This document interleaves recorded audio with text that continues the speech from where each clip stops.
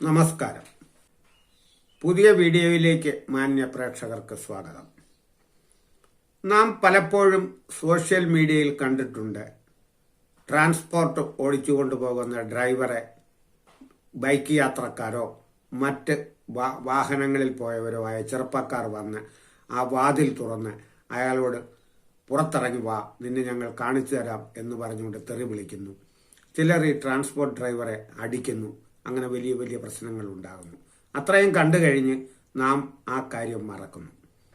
മറ്റു ചിലരുണ്ട്, രണ്ട് വാഹനങ്ങൾ തമ്മിൽ കൂട്ടി ഉരസിപ്പോയാൽ ഉടനെ തന്നെ വണ്ടിയിൽ നിന്നിറങ്ങി അതിശക്തമായിട്ട് ആ വണ്ടി ഉരസിയവനെ അടിക്കുന്നു.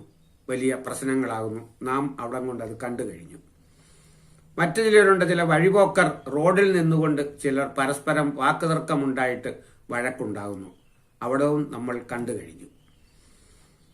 വേറെ ചിലർ അതിർവഴക്ക് ഉണ്ടായി പരസ്പരം പോർവിളി നടത്തി അടിയുണ്ടാകുന്നു. അതും നമ്മൾ സോഷ്യൽ മീഡിയയിൽ കണ്ടു. അതും നമ്മൾ മറന്നു. മറ്റു ചിലവരുണ്ട്, സംഘം ചേർന്ന് ചിലരെ തല്ലുന്നു, അവർ തിരിച്ചടിക്കുന്നു. ഇങ്ങനെയെല്ലാമുള്ള വഴക്കുകൾ നാം സോഷ്യൽ മീഡിയയിൽ ധാരാളമായി കാണാറുണ്ട്. ഈ കാര്യങ്ങൾ കണ്ടു കഴിഞ്ഞാൽ നാം അപ്പോൾ തന്നെ അത് മറക്കുകയാണ്. എന്നാൽ അതിനൊരു പിന്നാമ്പുറമുണ്ട്. ഉദാഹരണത്തിന് ആദ്യം പറഞ്ഞതിന്റെ ബാക്കിയായിട്ട് പറയാം. ട്രാൻസ്പോർട്ട് ഡ്രൈവറെ ഒരാൾ തല്ലി എന്ന് വിചാരിക്കുക. മറ്റ് ബൈക്ക് യാത്രക്കാരന് സൈഡ് കൊടുത്തില്ലെന്നോ കാർ യാത്രക്കാരനെ ഉരസിയെന്നോ എന്തെങ്കിലും പറഞ്ഞ് ഈ ഡ്രൈവറുടെ വാതിൽ തുറന്ന് അയാളെ അസഭ്യം പറയുകയും ചിലർ അയാളെ പിടിച്ചിറക്കി അടിക്കുകയും ഒക്കെ ചെയ്യുന്നത് നാം കാണുന്നു. പിന്നീട് എന്താണ് സംഭവിച്ചത്?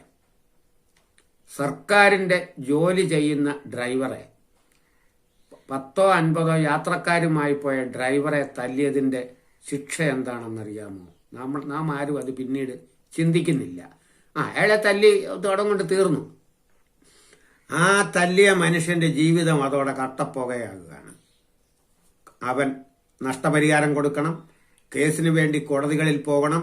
അങ്ങനെ കയറി ഇറങ്ങി നടന്ന് ആ ഒരു ആവേശത്തിന്, ഒരു സെക്കൻഡ് ക്ഷമിക്കാവുന്ന ഒരു കാര്യത്തിന് വേണ്ടി ആവേശം മൂത്ത് കാണിച്ചത് കൊണ്ട് ഉണ്ടായ ശിക്ഷ അതിഭയങ്കരമാണ്. അവന് കേസിൽ നിന്നും തല ഊരാനേ പറ്റത്തില്ല. അവനെന്നും അതിന്റെ പുറകെ നടക്കുകയാണ്. നേരെ മറിച്ച് അതങ്ങ് ക്ഷമിക്കുകയായിരുന്നെങ്കിലോ, വണ്ടി കൂട്ടി ഉരസുകയോ മറ്റോ ചെയ്താൽ അതിനിവിടെ നിയമ നടപടികളുണ്ട്. ആ വഴിയുടെ പോവുകയാണെങ്കിൽ എന്തെങ്കിലും പ്രശ്നങ്ങൾക്ക് പോകണമോ? രണ്ട് വാഹനങ്ങൾ തമ്മിൽ കൂട്ടി ഉരസുമ്പോൾ ചെറുപ്പക്കാർ ഇറങ്ങി അങ്ങ് അടിക്കും. പ്രത്യേകിച്ച് ഭാര്യ കൂടെ ഇരിപ്പുണ്ടെങ്കിൽ അവളെ കാണിക്കണം. എടി, ഞാൻ ഭയങ്കര അടികാരനാ, ഞാൻ ഒരുത്തനെയും പേടിക്കുന്നത് കാണിക്കാൻ വേണ്ടി അവനെ ഇറങ്ങി അടിക്കും. അവൻ അടി കൊണ്ടവൻ ചിലപ്പോൾ തിരിച്ചടിക്കാൻ പറ്റിയില്ലെന്നിരിക്കും. പക്ഷെ ഉടനെ അത് പോലീസ് കേസാവുകയാണ്. ഇവൻ പോലീസ് സ്റ്റേഷനിൽ ചെല്ലണം വണ്ടി ഉരസിയതിന്. പോലീസുകാരും ചോദിക്കും, വണ്ടി ഉരസിയാൽ നീ ഇറങ്ങി കയ്യാങ്കളി നടത്തേണ്ട ആവശ്യമുണ്ടായിരുന്നോ? അതിന് മറുപടി ഇല്ലാതെ അവൻ കയ്യും കെട്ടി പാവത്താനെ പോലെ ഇൻസ്പെക്ടറുടെ മുന്നിൽ നിൽക്കുകയാണ്. അവിടെ നിന്നും ഈ കേസ് ഒരുപക്ഷെ രാജിയായി പോയാലും ഇവന്റെ മനസ്സിൽ എന്നും പേടിയുണ്ട്, മറ്റേയാൾ എന്നെ തിരിച്ചടിക്കുമോ എന്ന്. ചിലപ്പോൾ തിരിച്ചടിക്കാൻ സാധ്യതയുണ്ട്. ഈ ഭയവും പേറി വേണം അവൻ ജീവിക്കാൻ.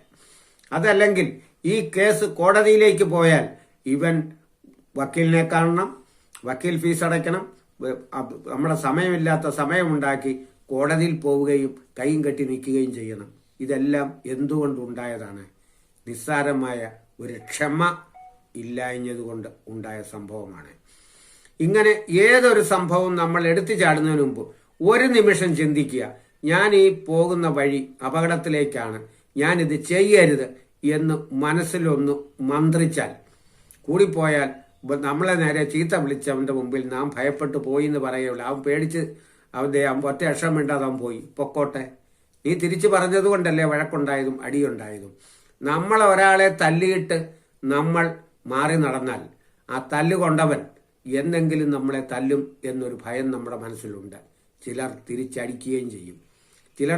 ചിലർ നമ്മുടെ വീട് കയറി ആക്രമിക്കും. ചിലർ നമ്മളെ വഴിയിൽ വെച്ച് അടിക്കും. ചിലർ ഗുണ്ടകളെ വെച്ച് നമ്മളെ ഉപദ്രവിക്കും. അങ്ങനെ സ്കെച്ച് ചെയ്ത് നമ്മൾ എന്നും ഭയത്തിന്റെ നിഴലും പോലീസിന്റെ നിഴലിലും ആണ് നമ്മൾ പിന്നെ ജീവിക്കേണ്ടി വരുന്നത്. ക്ഷമിച്ചാലോ ഇതൊന്നും സംഭവിക്കുകയില്ല. എത്രയോ സംഭവങ്ങൾ നമ്മൾ കാണുന്നു. അങ്ങോട്ട് കയറി ആക്രമിച്ചു കഴിഞ്ഞ് പിന്നീട് കേസും വഴക്കുമായി ദിവസവും കോടതി കയറുകയാണ്. ഒരു വഴക്കുണ്ടായി കഴിഞ്ഞ് കേസായി കഴിയുമ്പോൾ നമ്മുടെ മനസ്സിലുണ്ട്, ഓ ഞാൻ എത്ര കേസ് കണ്ടതാ, എന്റെ പേരിൽ 2 കേസുണ്ട്, ഇനി എന്നാ 3-ാമത്തെ കേസിന് കുഴപ്പം. ഈ 3-ാമത്തെ കേസിനാകുമ്പോഴും നീ പണം കണ്ടെത്തണം, അതിനുവേണ്ടി സമയം കണ്ടെത്തണം. സമൂഹത്തിന്റെ മുമ്പിൽ നാം തരം താണുകൊണ്ടിരിക്കുകയുമാണ്. അങ്ങനെ കാലക്രമേണ സമൂഹത്തിലെ വെറുക്കപ്പെട്ടവനാകുകയും നമ്മളെ ആർക്കും വേണ്ടാതാവുകയും നാം എല്ലാവരും നിരാകരിക്കപ്പെട്ടവനാകുകയും ചെയ്യും. അതിനുവേണ്ടിയാണ് ഞാൻ ഈ വീഡിയോയിൽ പറയുന്നത്, ക്ഷമയാണ് വലുത്. കഴിയുമെങ്കിൽ നമ്മളിൽ നിന്നൊരു ചെറിയ തെറ്റ് പറ്റിയാൽ ആ എതിർ പാർട്ടിയോട് ക്ഷമ പറഞ്ഞാൽ കുഴപ്പം ഇല്ല, അവിടെ കൊണ്ട് സംഭവം തീരും. ഞാൻ അതിന് ഉദാഹരണമായിട്ട് ആദ്യം പറഞ്ഞത് വണ്ടി ഉരസിയാലുള്ള കാര്യമാണ്.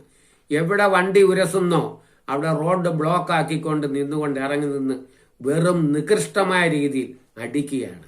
ചിലർ ഹെൽമെറ്റ് ഊരിയാണ് അടിക്കുന്നത്. ഇങ്ങനെ അടി കൊണ്ട് പോയി നമ്മൾ ഓർക്കും പിന്നീട് ഒന്നുമില്ല. പക്ഷെ അവൻ ജീവിതം മുഴുവൻ അവൻ മറ്റൊരാളുടെ കരിനിഴലിൽ നിൽക്കുകയും കേസും വഴക്കുമായി കോടതിയും പോലീസ് സ്റ്റേഷനുമായിട്ട് കയറി ഇറങ്ങി നടക്കുകയാണ് ഇവൻ. അത് നമ്മൾ ആരും അറിയുന്നില്ല.